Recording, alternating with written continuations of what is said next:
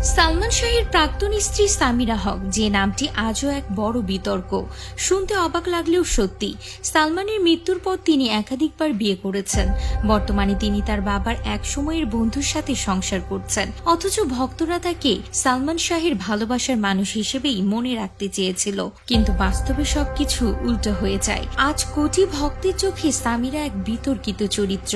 চট্টগ্রামের এক ধনী পরিবারে সামিরার জন্ম। তার বাবা ছিলেন জাতীয় ক্রিকেট দলের সাবেক অধিনায়ক এবং মা থাইল্যান্ডের নাগরিক। ছোটবেলা থেকে তিনি ছিলেন খুব আধুনিক ও স্টাইলিশ। তার এই সৌন্দর্যে মুগ্ধ হয়েছিলেন সিনেমার জনপ্রিয় নায়ক সালমান শাহ। 1990 সালে চট্টগ্রামে এক ফ্যাশন শোতে তাদের প্রথম দেখা হয়।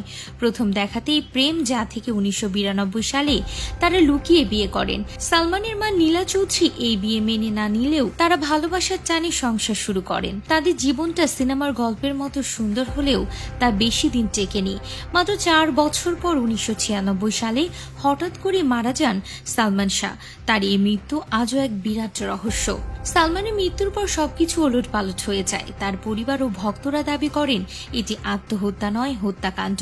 আর এই ঘটনার জন্য অনেকেই সামিরাকে দোষ দিতে শুরু করে। শোনা যায় প্রযোজক আজিজ মোহাম্মদ ভাইকে নিয়ে সালমান ও সামিরার মধ্যে ঝামেলা হয়েছিল। অন্যদিকে সামিরা দাবি করেন সালমান মানসিকভাবে সুস্থ ছিলেন না এবং অভিনেত্রী শাবনূরের সঙ্গে সম্পর্কের কারণে তাদের মধ্যে দূরত্ব তৈরি হয়েছিল।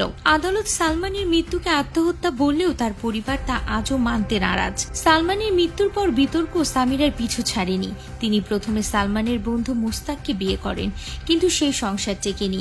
এরপর তিনি তার বাবার বন্ধু ইস্তিয়াক আহমেদকে বিয়ে করেন, যা নিয়েও অনেক সমালোচনা হয়।